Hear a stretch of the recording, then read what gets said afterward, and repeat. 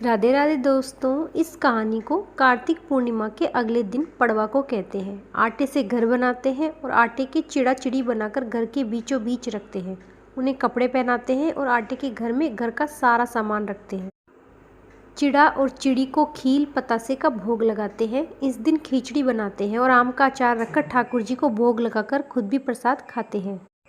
4 चिड़िया थी। चारों कार्तिक मास में कार्तिक नहाती थी। पड़वा के दिन चारों चिड़िया ने सोचा कि चलो खिचड़ी बनाते हैं। एक चिड़िया चावल ले आई, एक चिड़िया दाल ले आई, एक चिड़िया घी ले आई और एक चिड़िया नमक ले आई। सबने मिलकर खिचड़ी बनाई। सबने सोचा कि पहले नहा लिया जाए तब खिचड़ी खाते हैं। सब चिड़िया नहाने चली गई। पहले एक चिड़िया आई, उसे बहुत जोर की भूख लगी थी। बाकी चिड़िया भी आई नहीं थी तो उसने खिचड़ी की भाप खा ली। दूसरी चिड़िया आई तो उसने पानी पी लिया। तीसरी चिड़िया ने खिचड़ी खा ली। चौथी चिड़िया आई तो खुरचन खा ली। चारों चिड़िया मर गई। जिस चिड़िया ने भाप खाई थी वह राजा के घर राजकुमारी बनी। जिस चिड़िया ने पानी पिया था वह कुमार के घर पैदा हुई। जिस चिड़िया ने खिचड़ी खाई थी उसने ब्राह्मण के घर जन्म लिया और जिस चिड़िया ने खुरचन खाई थी वो हथनी बनी। कुमार की लड़की राजा के यहाँ दासी बनी। ब्राह्मण की लड़की राजकुमारी की सहेली बनी। हथिनी भी राजा के यहाँ ही थी।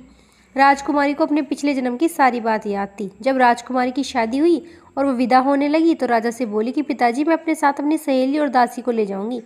राजा ने कहा ठीक है, ले जाना। राजकुमारी ने कहा कि पिताजी, मुझे हथिनी भी चाहिए। राजा ने कहा ठीक है, ले जाओ। राजा ने अपने नौकर भेजे कि जाओ हथिनी को लेकर आओ, लेकिन हथिनी उठी ही नहीं।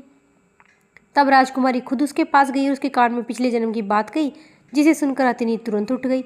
राजकुमारी यह सब कुछ देख ही रहा था। उसने कहा कि तुम कौन हो और हथिनी के कान में क्या कह रही हो, जिसको सुनकर हथिनी खड़ी हो गई। राजकुमारी ने कोई जवाब नहीं दिया। राजकुमार ने कहा कि सच सच बता दो, नहीं तो तुम्हारा सर काट दिया जाएगा। तब राजकुमार ने राजकुमार को पिछले जन्म की सारी बात बताई। राजा ने भी सारी बात सुनी और कहा कि अगर कार्तिक स्नान का इतना महत्व है तो हम भी जोड़े से कार्तिक स्नान करेंगे, खूब दान पुण्य करेंगे।